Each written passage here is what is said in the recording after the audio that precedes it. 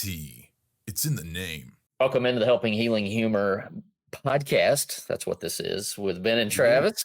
And we're going to be talking about World Kindness Day, which is actually Monday, the day before this will air. But guess what? We need to be kind all the time. And we'll get right to that conversation after these important messages.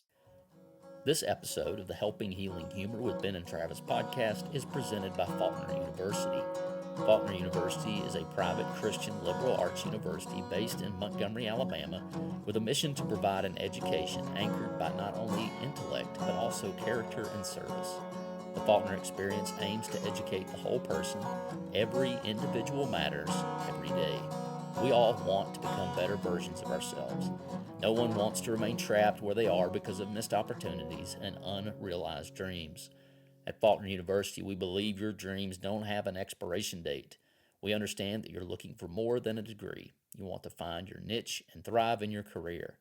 Whether you're a high school senior just beginning your trek or an adult student looking for a better path, Faulkner is here to help guide your journey. Go to faulkner.edu to apply or get more info. That's faulkner.edu. I'm Travis Creasy. That's All-Pro counselor Ben Hayes with Three Chords Counseling in Muscle Shoals, Alabama. How are you, Ben? I'm doing good today. I feel accomplished. Ran a few miles for the first time in a while.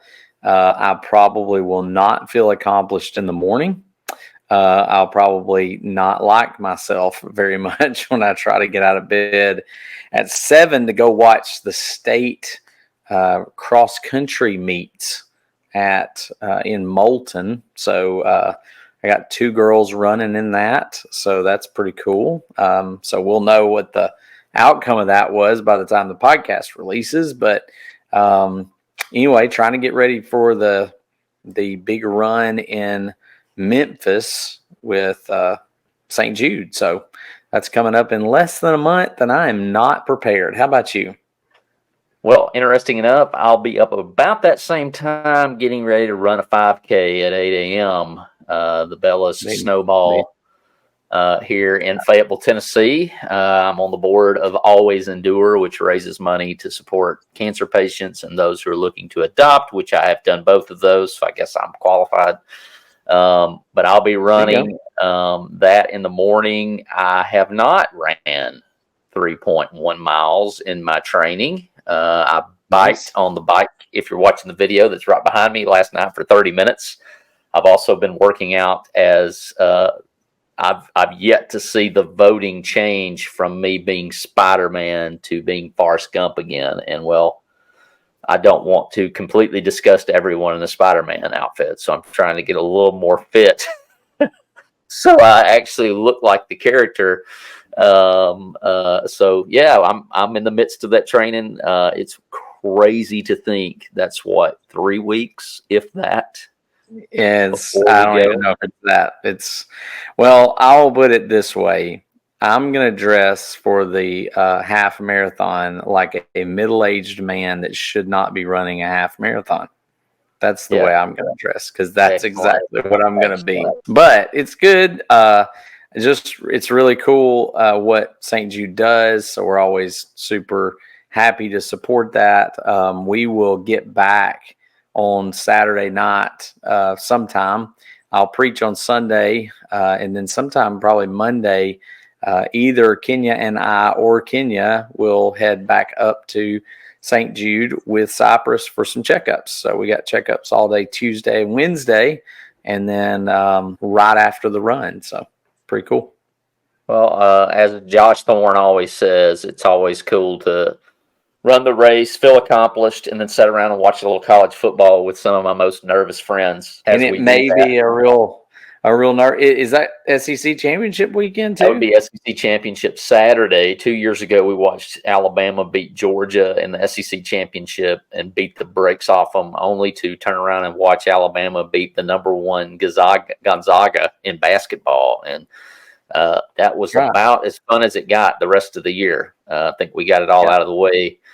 But anyways, and then last year we watched what we thought was going to cost TCU their 4th spot and unfortunately, TCU lost and didn't move their back row, and so Alabama didn't get in. But we were thinking maybe they had. But anyways, it's always good. It's always great fellowship. Never know.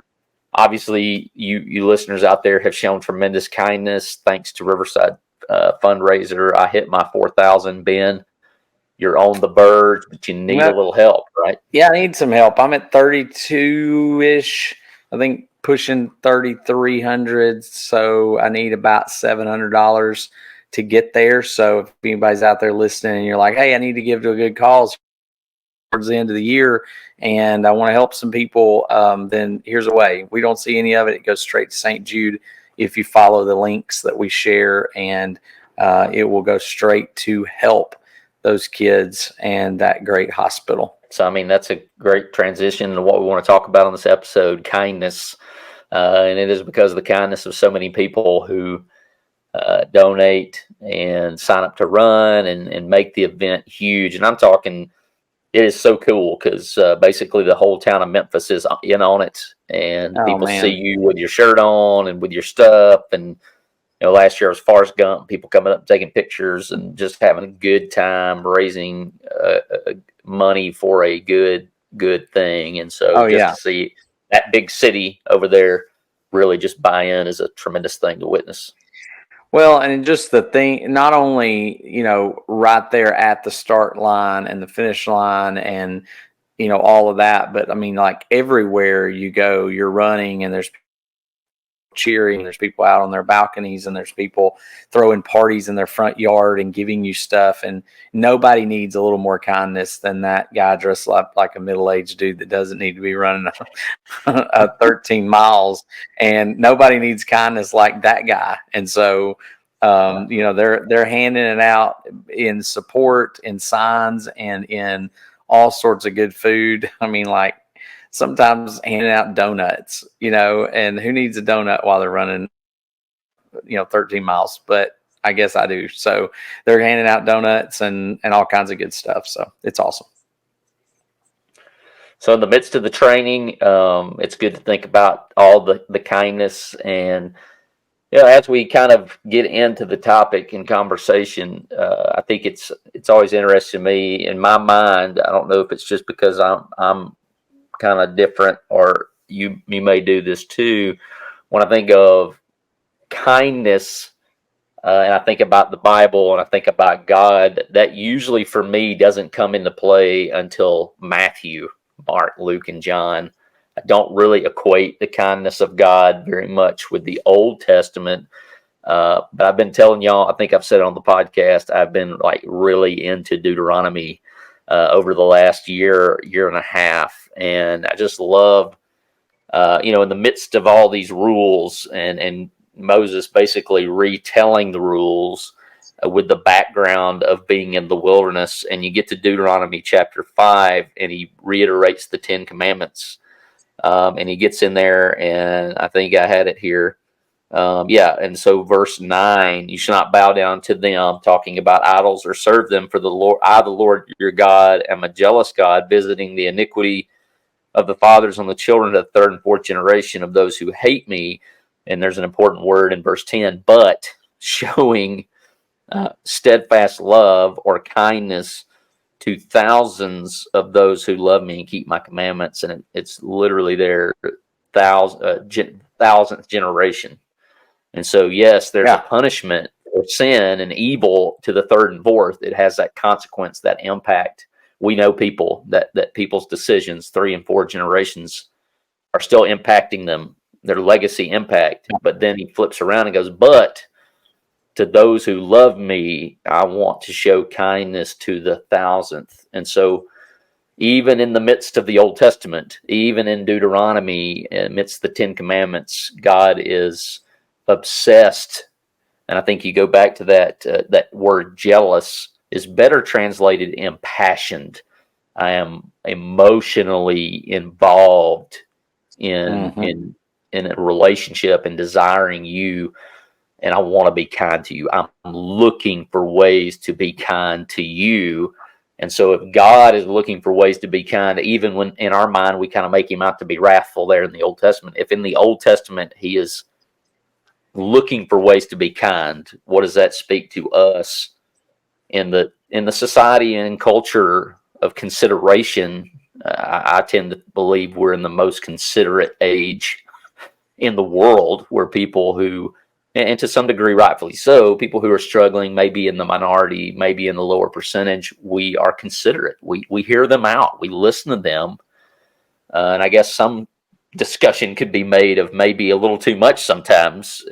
But ultimately, that's a kind thing. We want to hear everyone. And to me, that's a bold statement from God in Deuteronomy 5. Like, yes, I will punish and hold people accountable, but I really want to be kind. Yeah, and hold on to your hat, Travis. You don't have one on, but Romans chapter 11. I know you love some Romans, but behold the kindness and the severity of God. There's both of those things, and but he's all of it. He's everything, and so that, and then you go on over to probably my favorite chapter of Romans. I know yours is probably Romans 8, and it probably should be a lot of people's, but Romans chapter 12 is probably my favorite chapter, and it's all about ministry in that chapter, and it's all about what we do. It's kind of probably known for chapter 12, 1 and 2, where he's talking about giving up your bodies as living sacrifices, holy and acceptable, and then he eventually gets into the different ministries that we have, the many members. The body has many members. They don't all have the same function. And then kind of as you get to the meat of that chapter, he really starts going into what is it that we do? How do we treat people? And so much of it could probably be summed up in just being kind, loving those who are around us, even when they're not kind to us, being devoted to one another in love, honoring one another, not lacking in zeal or spiritual fervor, but serving the Lord, being joyful, being patient, being faithful in prayer. I mean, all the things that we think about like that, not only in the way that we treat the people we love, but even treating the people we don't love, the people who are hard to love, the people who are difficult. And he gives all sorts of instructions in Romans chapter 12 kind of about how we do that, and how, there's even one place where it says practicing hospitality. New Living Translation in verse 13 says, always be eager to practice hospitality. So, I guess, as we think about World Kindness Day, I mean, God so loved the world. He's really the one who started this. He's the one who showed that kindness first. I think John said it well, 1 John, we love because why? He first loved us. And so we sort of understand what kindness even means because of what God's done. Oh yeah, I mean that's the word we're reading from. If God was seeking to punish us, he wouldn't have ever even sent us his word. He wouldn't have sent us his guidelines for human flourishing. That's really what the Bible is. What's the best possible way for humans to flourish, the best opportunity. And we all have circumstances in our life where we've tried to do what God has commanded us to do. I think Romans 12 also mentions that being at peace with everyone, as far as it depends on you, be at peace with everyone. So there's things where we shoot to do what God tells us to do, and maybe somebody else isn't cooperating, or maybe in the action, Paul, once again, Romans 7, I know what I should do, but in my members, I see the opposite. And so if God was looking to punish us, he just wouldn't have even given us the guidelines. If that was the end game, like, I want to punish these people, just don't tell us what to do and it'll be pretty easy. But instead he comes along and goes, I want them to know. Paul says, he winked at our ignorance, but now he calls us all to repentance. Well, if he calls us all to repentance and he doesn't tell us how to repent or what that looks like. So, yeah, I think even him reaching out to us is an act of kindness. And Ben, we may have talked about this on the last podcast, your aspect of, your kindness to me sometimes is a measuring stick of how kids react to you.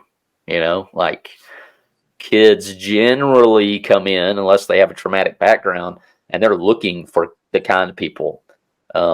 Wednesday night, this just made my day. We were practicing for SWAT at Meridianville, and I didn't know that two of my students go to Meridianville. And Lonnie and I were walking down the steps, and this kid runs by and goes, "Oh, there's one of my favorite people." And I'm thinking, I'm standing next to Lonnie, right? So it's probably Lonnie Jones. And I don't know how he intimated that he was talking about me, but I was like, man, does that not make my day, right? That I've somehow fooled this kid, that I'm a kind person and worthy of being deemed the coolest guy. But kids kind of reveal, if you're not a kind person, and then they reveal it in you. Like, I think most kids cause a desire to be kind. I think you had spoken to something about getting on their level.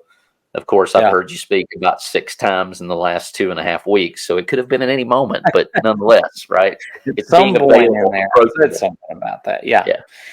And I think that's just the thing is, like, do they know and where can they find the people that they can trust? And I think kids just have I guess not always, but you think about that whole sixth sense thing or whatever. I think there's just, maybe it's the personality, maybe it's the faces that we make, maybe it's just, something, but kids seem to kind of understand which people to be scared of sometimes. And I know that's not true all around the way, but it seems like you can watch kids interact with some people, and it may just be the demeanor but it just seems like they can read sometimes into who it is, that they should, gravitate to or trust. And so I just think kindness makes a big difference in that. And I know that's not 100%, but I think a lot of times it has to do with just the way that people treat them. Soft face rather than somebody who carries a scowl around all the time. When they see somebody with a smile, they see somebody that looks like they're kind of positive and upbeat. They tend to gravitate that way. And so that's probably more of what it is than just a sixth sense, but it's just, they seem to see it. And, there's just some people that do that better than others. And so I would just say, sometimes it just has to do with body posture. It has to do with carrying a smile on your face, being aware of that. I think that's true with adults too, because you have people. As adults, there's people who feel approachable to me, and there's people who do not feel approachable. And, I want to be somebody that people feel like they can approach. And I'm not sure at what point that I've consciously decided that I would do that. But, it just, I try not to carry around a bitter face and a bitter attitude, even though I can struggle with that sometimes. At least when I'm around others, trying to be the encouraging attitude and encouraging face. I think kindness is a choice, much like most of life is a choice. And talking about being tired and going through, and certainly tired and exhaustion can make being kind difficult. But it is one of those things that every day you kind of get up and you have to make the choice that I'm going to be kind today. And me, I'm a jokester. I'm going to kid around with you. I'm going to mess around with you. I mentioned SWAT, like you better not have really easily hurt feelings if you're going to hang out with Skits with the Truth. And it's all in good fun and we all have a good laugh. But, when you're in a situation with a room full of people or a classroom like I am so much, man, I've learned that you just don't know what someone's going through, and what one simple act of kindness, and it may be a smile, it could be an encouraging word, but man, I've made a conscious effort, I guess, especially since my leukemia, to be that person, that if I haven't got anything good to say or kind to say, I'm going to really try not to say it. And that my sarcasm font and radar is very strong, and that's not always the best path to kindness. So let me ask you this. Let's just be real practical about it, Travis. And I'm putting you on the spot, and I'm gonna put myself on the spot. So just let's think about some things. Let's brainstorm for people who are listening. What are some things this week that we can do to just show simple acts of kindness to people? Like, what are some things you think about? Like one or two that somebody random, not just us, but somebody's listening to the podcast that they could say, hey, here's something that I could do this week that doesn't take a lot, that doesn't take a huge effort. What do you think would be some of those things that would make your day that maybe people can make someone else's day with? I think the month gives it away, right? Thanksgiving. Just to tell someone, hey, I'm thankful for you. And not only having just, I'm thankful for you, but here's why. I make our freshmen at Riverside do the 28 Days of Focused Living. They do that in September with us in the Facebook group, and they do the most grateful Thanksgiving ever with us in the Facebook group for their freshman Bible grade. But really, about a month and a half ago, I just had my students start writing a sentence every day I'm thankful for and why. And you'd be amazed at just the behavior, not even the behavior. Behavior was never really bad, but their attitude is different. And so I would say that maybe even just simple rattle off an email once a day this week to someone that maybe you've never expressed your appreciation for them, a coworker, a colleague, family member, a cousin. Well, a text message, an email, a phone call, a visit, just a visit, man. If you're, and not to get straight too far off what you said at first, because like today we had Veterans Day, and there were a lot of veterans who were there, not as many as there have been, but it kind of broke my heart a little bit when they asked, for World War II veterans to stand, and I'm not sure we had one there. That generation, greatest generation, as we call them, is becoming few and far between. There was one Korean vet, I believe, and then there were several Vietnam. But as they stood, I was kind of watching them and thinking, that's my dad's age. I can remember watching World War II veterans stand like in the age bracket that now our Vietnam vets are in.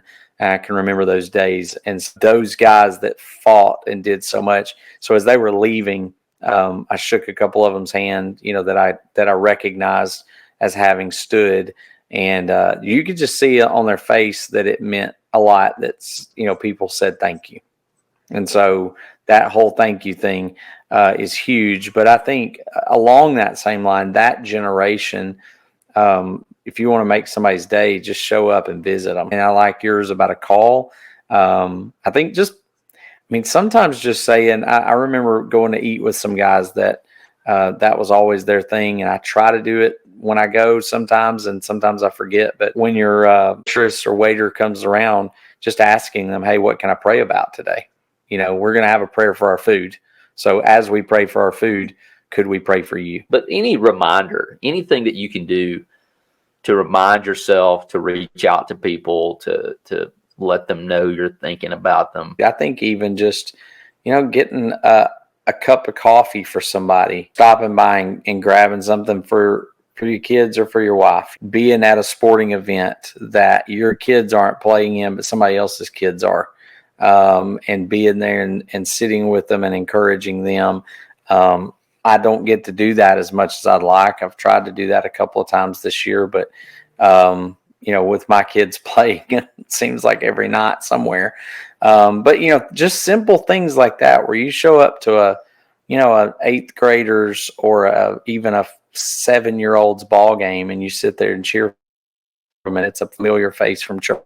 It's a lot, and so it doesn't have to be complicated. I think sometimes we make kindness and treating others with respect more complicated than it has to be.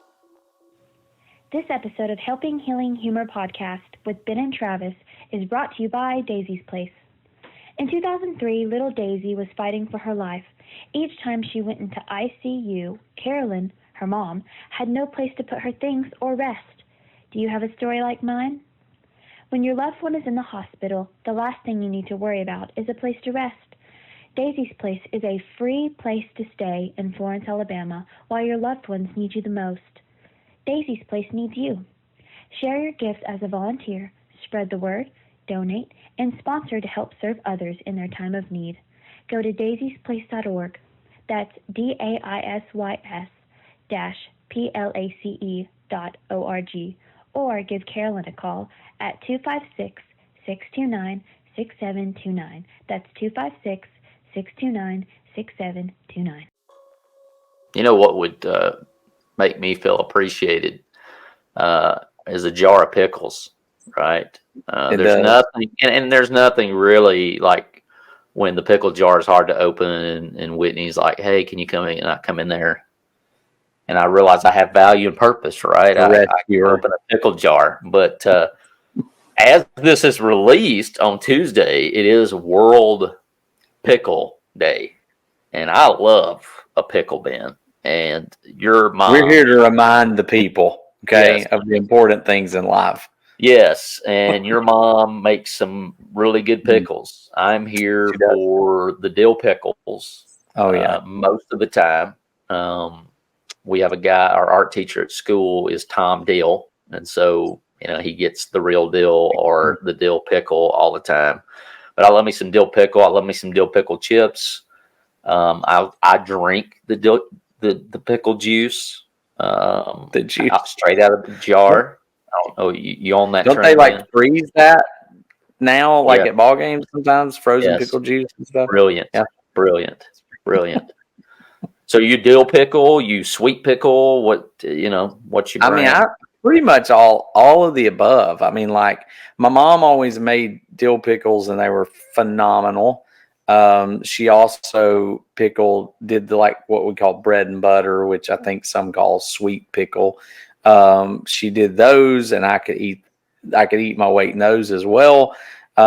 She pickled, beets. She pickled just about anything. There was a joke around our house that during the summertime, if you stood still long enough, she would probably mistake you for something to pickle, and so you would end up in a jar. So you've got to, you just got to be ready. You got to keep your head on a swivel.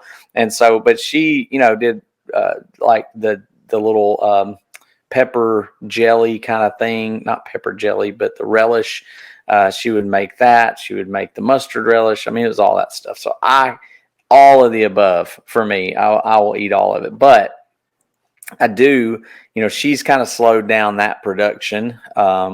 And so, we oftentimes will get other kinds. So what would your favorite other kind of pickle that's not made by mom or, which one? You go in like Wickle, Wahlberg's, Vlasic.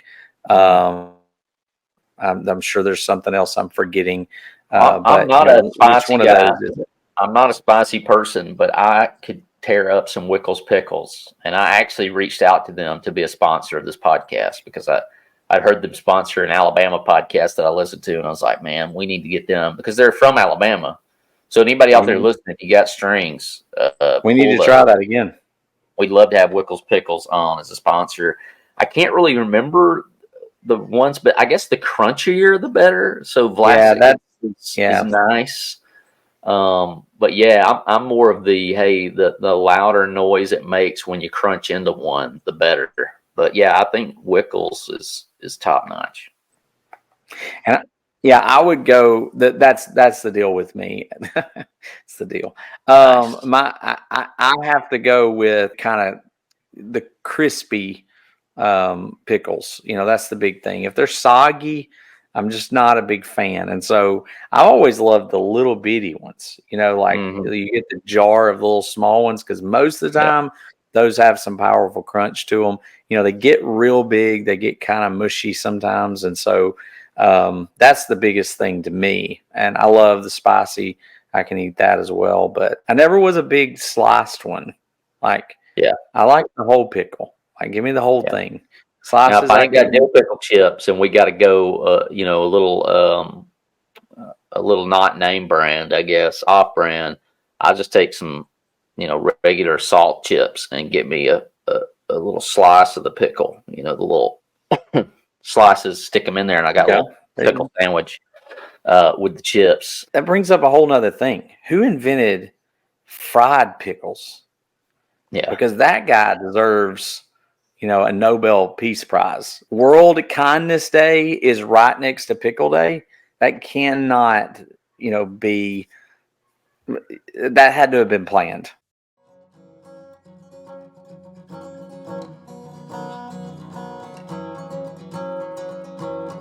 Thanks for being with us for this episode of the Helping Healing Humor podcast. Be sure to download our free ebook, 28 Days of Focused Living, at benandtravis.com and receive all of our Helping Healing and Humor extra content directly in your inbox. We look forward to having you join us at the same Ben and Travis time, same Ben and Travis channel.